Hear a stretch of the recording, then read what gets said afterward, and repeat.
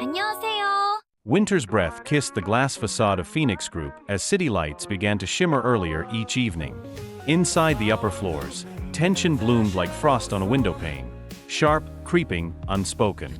The presentation in Tokyo had been a triumph. Investors applauded the team's insight, and Junho's gamble on Ariam paid off in spades.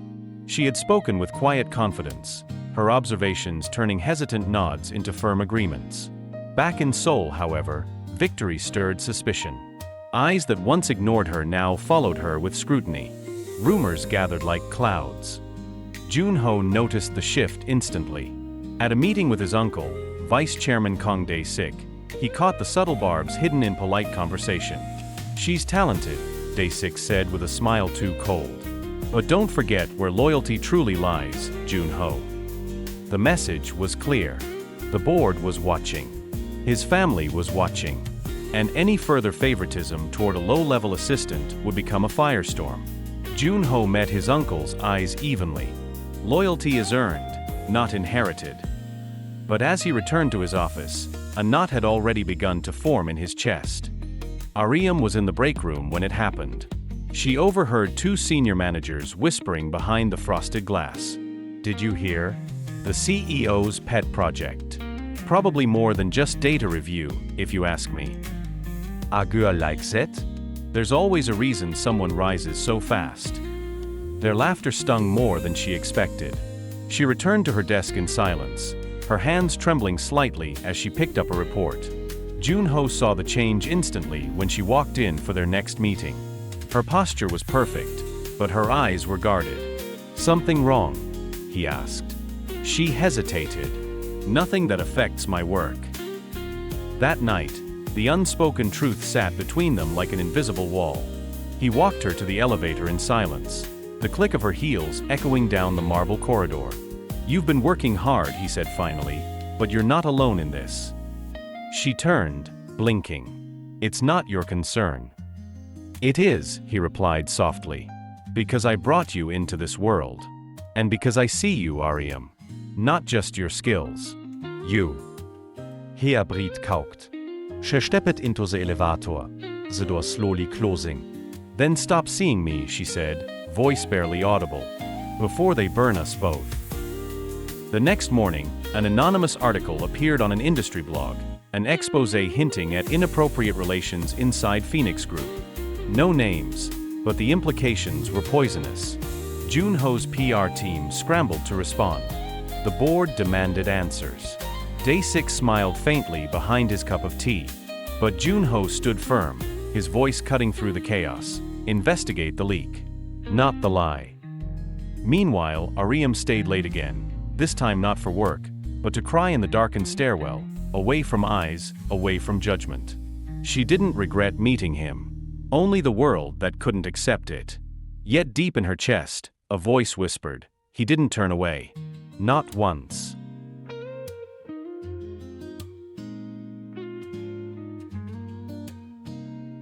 Snow blanketed the streets of Seoul like a hush across the city's unrest. Inside Phoenix Group's towering headquarters, the storm was far from quiet. The article had festered. Shareholder confidence shook. Board members turned wary. And though no evidence was found, whispers slithered through corridors like smoke. Yoon Ariam arrived each morning with her head high, but her eyes betrayed a new weariness. Junho, meanwhile, grew colder in public, calculated, sharp, untouchable. It was the only armor he had left. During a tense board meeting, Dae-sik struck. "Public perception is eroding. We must make a show of accountability. I propose removing the assistant from strategy and placing her back in general admin." Junho's jaw tightened. "She's done nothing wrong." Dae-sik smiled thinly. "Sometimes, perception is more dangerous than fact. Protect the company, Junho." The room fell silent. Every eye turned to him. "If she goes, I go too," he said, voice like steel. Murmurs erupted. "You'd risk your position over a subordinate?" Dae-sik asked, incredulous. "Over what's right," Junho replied. After the meeting, he found Ariam on the rooftop terrace, the city lights glowing beneath them like scattered stars. She didn't look surprised to see him. "They want me gone," she said simply. "They think I'm your weakness." He approached slowly. "You're not. You're my strength. They just don't understand that yet." She turned, tears unshed but shining. "You will lose everything."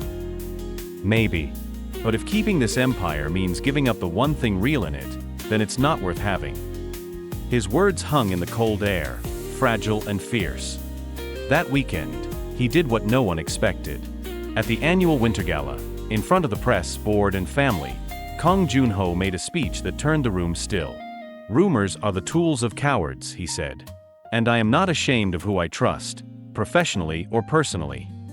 Then he reached out a hand, and Ariam, standing at the back, froze. Cameras clicked. Silence stretched. Slowly, she walked to him, accepting his hand. Gasps fluttered through the room. "Das ich es fes hade nicht." But the applause that followed was real, hesitant at first, then thunderous. Back at her small apartment, Ariam stared out the frosted window, heart pounding. She never wanted attention, never asked for power. But love had found her in the most unlikely of places, and now it refused to hide. Joon-ho texted her only 3 words that night: "Whatever it takes." And as the snow thickened outside, a quiet resolve settled inside her. The storm wasn't over. But together, they were learning to dance in it.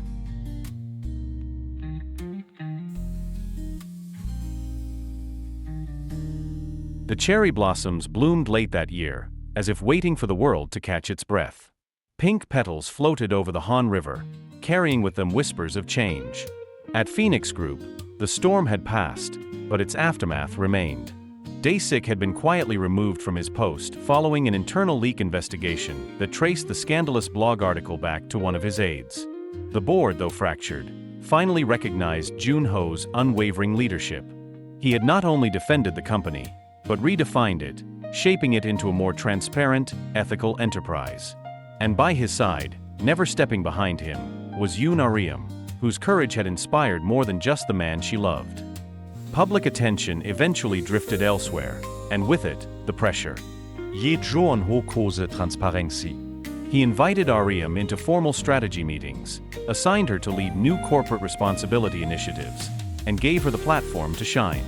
Her proposal for employee mentorship and equity inclusion programs was accepted and praised, even drawing international attention. "Not because of me," he said once in an interview, "but because of who she is." Their relationship, once whispered in shadows, now stood beneath daylight, honest, unashamed.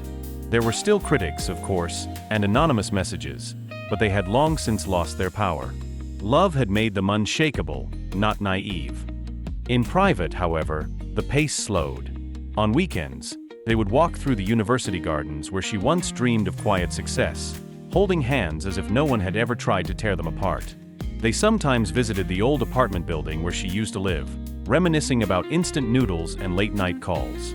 Joon-ho still carried the weight of legacy, but no longer alone. "You don't need to fix everything," she told him once, cupping his cheek. "Just life." And for the first time, he understood what that meant. Business no longer defined him. She did. They did. Together, they redefined success not as power, but peace. Spring turned into summer, and with it came an announcement neither press nor boardroom could overshadow. Under a canopy of blossoms, with friends, trusted colleagues, and some reluctant family in attendance, Joon-ho and Ariam were married in a modest ceremony near the river. No glitz, no politics. Just vows spoken from trembling hearts. Her dress was simple, her smile radiant. "I built an empire," he whispered during his vow, "but you built me." She smiled through tears. "Then let's build the rest together." Later that night, they danced barefoot on the grass, laughing like children, free in a way they had never dared to imagine. A year later, in a small home outside the city, laughter echoed down the halls as a tiny pair of feet pattered across hardwood floors. A framed photo of the wedding sat on the mantel, next to a press clipping about Phoenix Group's new ethics charter and a child's finger painting labeled Appa and Iyama. Joon-ho worked fewer hours now, prioritizing his family. Ariam volunteered with young interns, guiding girls from rural towns into business programs and offering mentorship she never had. Their daughter, a girl with her mother's eyes and her father's stubborn smile, was learning her first words. Their love hadn't been easy, but it had been true. And sometimes, that's all it takes to rewrite everything. Their story, once a secret, had become a legacy of courage, transformation, and hope.